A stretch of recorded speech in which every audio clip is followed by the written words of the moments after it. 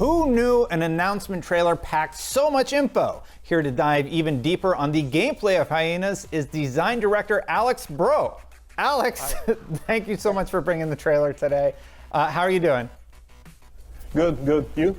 I am doing very, very good. I'm very excited to talk about Hyenas, and the trailer makes it look pretty fast-paced. Would you agree with that? And if so, how are you thinking about time to kill, weapon feel, all that good stuff in gameplay design?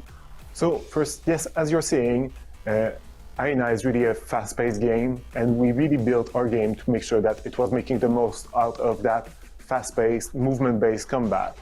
A lot of what we are doing in terms of combat is, to a certain extent, cutting back to a more arcade shooter feel, but obviously with a much more modern take on it. So it's all about movement, about that fast action, and really trading action for the player. When you're talking about the time to kill and the TTK, we needed to make sure that we had the right one and a relatively long one to make sure that it was giving space for the player to be able to express themselves during the fight. If you take that a bit in perspective, like if we would have had a shorter time to kill, the focus would have been much more about the anticipation leading to that point of contact.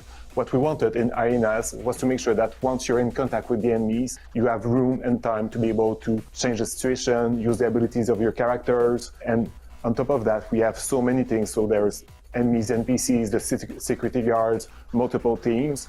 So that gives time for the player to react, change the situation, and adapt, and make the most out of it. For example, making sure that they are using their ability to distract the NPCs, attract them more on the other players to be able to get that moment, locking themselves out of that room to be able to heal back, prepare themselves, and go back in the fight. So that time is to give the player themselves the time to be able to express themselves and make the most out of the feature.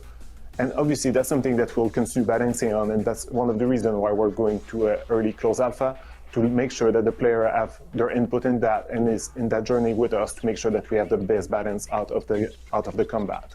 So it does sound like there's an escape element or an evasion element, along with various security systems in the game that we've heard about previously. Are there stealth components to Hyenas, though? Yes, in terms of how it works with the PvE side and with the security guards, there's a lot of options about how the player can approach that. But we didn't want to make that just about traditional stealth. It's not about crowding behind crates slowly or hiding in a corner waiting for for a guard to finish his patrol. It's much more about, again, movement and fast pace, and it goes in terms of choice for the player around our three gameplay pillars. Engage, which is going on gun blazing, taking the enemy head on. Evade, which is all about movement. Again, it's about that fast-paced movement. So when you're evading against the NPC and the guard challenge and the security challenge, it's much more about how you use that movement to be able to reach your objective, evading the direct confrontation. So to give an example of that, it could be using zero gravity to reach a vent that is otherwise inaccessible, and then going to that vent through fast movement, sliding out under detectors, jumping over threat to get to the vault without being detected. The last gameplay pillar, which is exploit, is all about you manipulate your systems or manipulate the security system, the security guards, or the other players to your own advantage, distracting them, or I've talked about gravity, for example, switching gravity to change the setup in which you are, or using some of the other systems to your advantage. Alex, I have to ask, how big are the maps here? It's a 15-player game, which would seem to not quite require a full Battle Royale size map, but at the same time, the trailer gives off a vibe that there's going to be a lot going on in each round. Would you say that the maps are bigger than traditional deathmatch maps, but smaller than Battle Royale maps? Yeah, that's pretty much right. The size of the map is in between those. We needed to make sure that we have enough space for the main elements that we needed for the game. So there's some space that is needed to have each of the PvE challenge with the security areas around them. We also needed to have enough space to have the 5 teams and some room for them to be able to play so that they're not all pushed together from the beginning of the game. That means that it's larger map than a deathmatch map, but it doesn't need to be as large as a Battle Royale map because that is with much more players. The biggest difference, however, is not about the size, but the type of map it is. Most Battle Royale maps are open and much more open. The game is taking place on Spaceship, so that pushed us to have really different space to be able to support the gameplay and give different opportunity and different play space for the players. There's larger structure like service core where you'll be able to move in zero gravity. There's some closer area around rooms, corridors where you'll find more of the security guards and the security system protecting the merge and the vault, and some hubs in the middle that you can choose where you want to go out of there. So it creates a lot of variety within each of those spaceships, but from one spaceship to the other, we'll make sure that we have a different feel and different composition in terms of gameplay. You actually brought up zero-G, and I'm really curious, mechanically, how is zero-G going to work in this space? Zero gravity is really one of the elements that we wanted to push to get that right space feel within HYENAS. And more than that, we wanted to make sure that we were approaching it in a way that is true to our game, fast-paced, about movement and trading. And on top of that, we needed to make sure, and sorry for the bad pun, that it was easy to jump in for new players. So the way the zero gravity is working for in HYENAS is that it's a point-to-point system. Basically, you start from one surface and you'll be able to push yourself and jump toward another surface. And while you're making that flight, you have limited air control. So it's really about that still fast movement, it's trading, and it goes back to that idea that being in zero gravity, it's not slowly floating in space, it's falling in every direction, and you're using that to move quickly through the space. Where it gets really interesting, obviously, is when you get in combat in that, you have those kind of dogfighting moments against other player in the zero gravity space. And that's why we have other elements for the player to have finer control, to be able to sometimes change their direction, or using your MacBoot to go back to the floor and propulse yourself again. So how have you balanced the zero-G map space to make sure that there are spaces on and above ground for players to explore, and how do you handle combat within that space? So in terms of how we integrated zero gravity within the map, we really made that from the beginning, making sure that it's well integrated. We have overall two types of space regarding gravity within our ships. Some of those are always meant to be in zero gravity. There's never artificial gravity in there. They are, for example, the service core, the large structure that is holding the ship together, where you'll find some engineering stuff, or larger cargo space that doesn't need to have gravity in there. And those are really interesting because they are for the player, because they are more open. You can fully use the speed that you can get out of zero-G. And then those are really built to have those 360 combat, more akin dogfight in larger open space for the player that you can do against the other player. The other space in the ship have by default usually artificial gravity, but the player has the opportunity to be able to turn it off and use and use that as a way to change the situation for him in that zero gravity space that they just created. It could be against the NPC and the security guard that are being caught off guard, start floating in the air, that you can take them off while they're vulnerable or push them away. Or it could also be against other players. And that's where how we build those spaces are interesting, because there's some of the elements that will only be accessible if you're using zero-G to get there. So you can use that to try to take the advantage and the high ground against the other player and then turn off gravity. Or they can, on their side, turn gravity off, be able to suddenly close a gap against other player and use, for example, if they have shorter range weapon, close that gap against you and suddenly turn the table on you. So it's those moments that change the flow of combat and flow of gameplay that are really interesting to it. You also brought up AI and NPCs that you're going to be fighting against. How is that going to work? Is it going to be mandatory to engage with them during each match, or is it something that can be snuck past or avoided?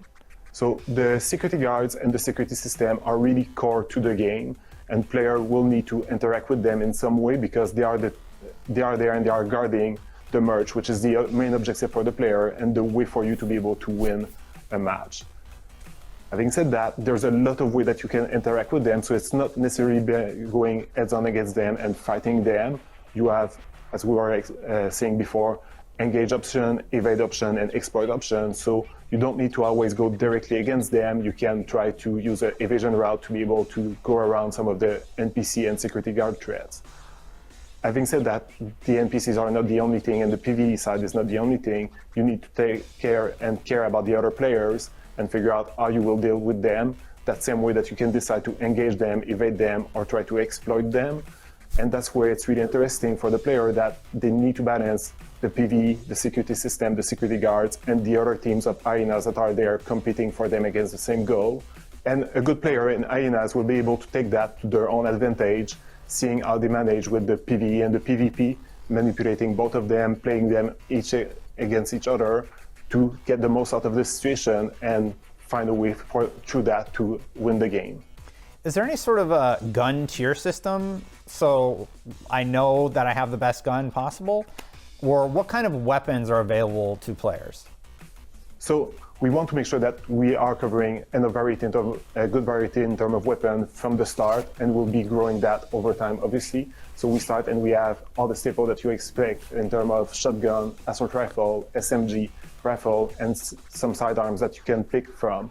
The way that the weapons are working is that when you pick your hyena, it comes with a main primary weapon and also an ability, and that is really making the core of the gameplay from the hyena, from the character that you picked. Aside from that, you can then pick a specific sidearm that would complement it. So you're starting from that kit when you start your match, but that doesn't stop there, because through the game you can gain some power and make your equipment better. You can find some weapon buff and some gadget that you can then use to be able to take a more difficult challenge toward the end or compete with the other player that will still be there trying to get the merch out of you. Speaking of interesting weapons, what was the weird white bubbly goop weapon shown in the trailer? And what other weird weapons are there that are going to be introduced in this world?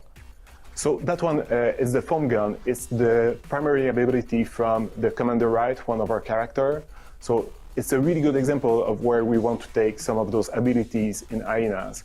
It's giving a lot of options for the player and allow them to be creative in the way that they will be using them in the match. So if you're thinking about the foam gun, the first simpler use that you can get is that you can use it to foam some of the security guard. They will be stuck in it, and then you can finish them while they're vulnerable, or just get away from them during that time while they're dealing with the foam on them. But you can also use that to change the combat, change the situation. You can create cover with it. You could decide when you're engaging against other players that you need some time, retreat behind the door, foam the door, and then they will get more time to be with, so that gives you time to get other different strategy during that time. It can also be helpful for evading or reaching hard place. So you can create platform with it, you can jump on it and be able to reach other area that otherwise is not accessible unless if you use zero gravity. But sometimes switching the whole gravity state of an area is not the thing that the player will want to do, because it reveals their presence to all the other players that are in the same area. So using the foam gun is a more subtle way to be able to achieve that. So that's really our philosophy in hyenas for the abilities, and we want to make sure that each of the ability we bring will create those opportunities in terms of creativity and expression for the player.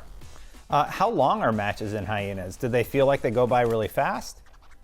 So the maximum duration of a match is 20 minutes, but that's the max. The average is more around 10-12 minutes, and it will obviously depend. If it's a closely contested match, it can run longer than that. If it's really dominated by one of the team, it can end sooner also. But it's not just about the duration. I think it's interesting for us to think about what is the flow and what is the progress from that match. In your early match, it's really about getting preparation, getting the first few items and supply in terms of power progression, leading towards your first objective, trying to get to your first vault. There is sometimes some PvP skirmish, but it's not full on during that time. After that, when we get more in the mid-match, around the 5-minute marks, that's usually the time where a couple of the vaults have been raided, some of the team has merch on them, and then the PvP is really getting more intense because players are getting close from getting the quota to do the getaway. So either players are converging on the last remaining votes that act as a PvP magnet, or you start chasing the other team to try to steal the merch that they got already. And then once one of the team managed to hit the quota, it's when things kick up a notch even more. It's a frantic race for them to get to their getaway, try to secure the loot that they have, and the other teams are trying to stop them while the ship is putting up its last defense in terms of security guards, security system, trying to prevent the hyenas from extracting with the loot. Well, hopefully every once in a while I can win a match. This sounds really, really interesting. Thank you so much for joining us, Alex. Huge shout out to our partners at SEGA and Creative Assembly. Hyenas is coming to Xbox Series consoles, Xbox One and One X, PlayStation 5, PlayStation 4, and PC sometime in 2023. Visit playhyenas.com to find out even more about the game and to sign up for the alpha. And of course, stay tuned to IGN.